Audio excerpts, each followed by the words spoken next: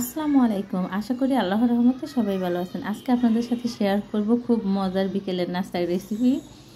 শুধুমাত্র আটা আর আলু দিয়ে এত মজার নাস্তা বানানো যায়, আপনারা যখন বানাবেন তখন বুঝবেন কতটা মজার।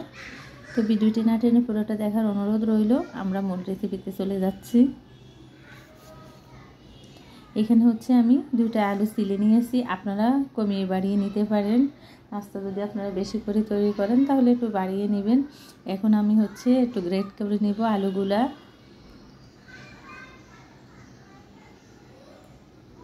আমি এইভাবে 2টা আলুই গ্রেট করে নিব। যখন বাসায় দেখা যায় কিছুই থাকে না, আলু আর আটা আমাদের বাসায় থাকে সব সময়। তা আমি আলুগুলো গ্রেট করে তারপরে ধুয়ে পানি ঝরিয়ে নিয়েছি। চুলার মধ্যে একটা প্যান বসিয়ে দিয়েছি, দিয়ে দিয়েছি রান্নার রেগুলার তেল, দিয়ে দিব কিছুটা আস্ত জিরা। জিরাগুলোকে একটু ভেজে নিব, তাহলে খুব সুন্দর একটা গ্রান আসবে। আপনারা চাইলে এখানে পেঁয়াজ কুচিয়ে দিতে পারেন, তো আমি পেঁয়াজ দিব না। দিয়ে দিয়েছি 3-4টা কাঁচামরিচ কুচি।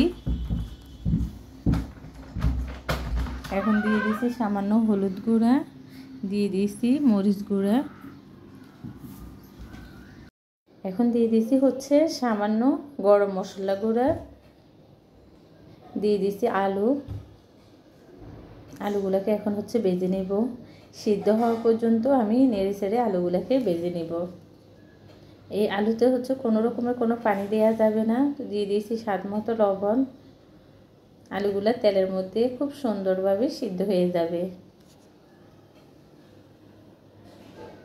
আলুগুলো সিদ্ধ হয়ে গেছে।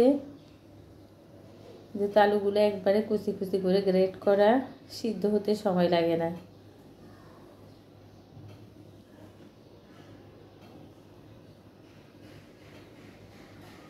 একবারে কম মশলার মধ্যে খুবই মজার একটা নাস্তার রেসিপি। তা আমি এখানে 1 কাপ পানি দিয়ে দিয়েছি আলুর মধ্যে।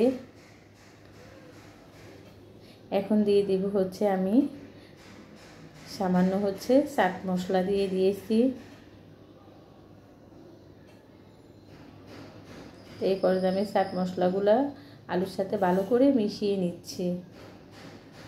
এখন দিয়ে দিব আমি আটা। আমি মোট এখানে 1 কাপ আটা দিয়েছি।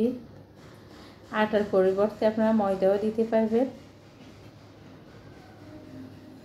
আমরা যেভাবে রুটির কাই তৈরি করি ওইভাবে তৈরি করে নিব। বেশি শক্ত হবে না।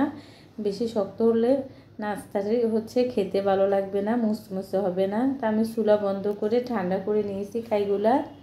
এখন আমি পেড়িতে একটু তেল দিয়ে নিয়েছি, তাহলে আর পেড়িতে লেগে যাবে না।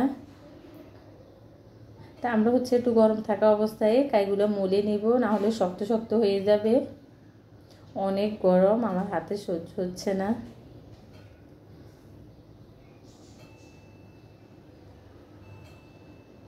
একবারে অল্প সময়ের মধ্যে হাতের কাছে থাকা উপকরণ দিয়ে এত মজার নাস্তা একবার অবশ্যই বাসায় বানিয়ে খাবেন। বেলুন দিয়ে একটু বেলে নেব, বেশি পাতলা করব না আমরা।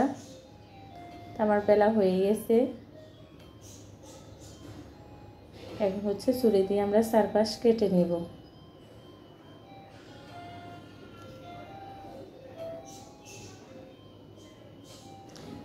আপনারা আপনাদের ইচ্ছা মতো ডিজাইন দিয়ে নিতে পারবেন।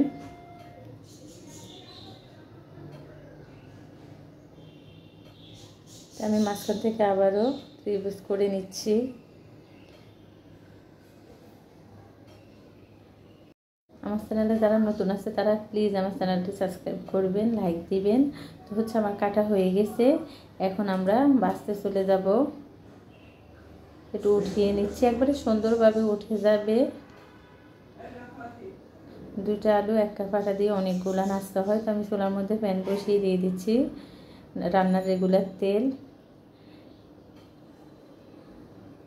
আর আমরা যখন এই নাস্তাগুলো ভাজবো অবশ্যই তেল ভালো করে গরম করে নিব। ঠান্ডা তেলে দিলে নাস্তাগুলো ছেড়ে দিবে। তা আমি তেল গরম হওয়ার পরে দিয়ে দিচ্ছি। কোনোভাবে ঠান্ডা তেলে দিবেন না, দিলে এগুলা ছেড়ে ছেড়ে দিবে।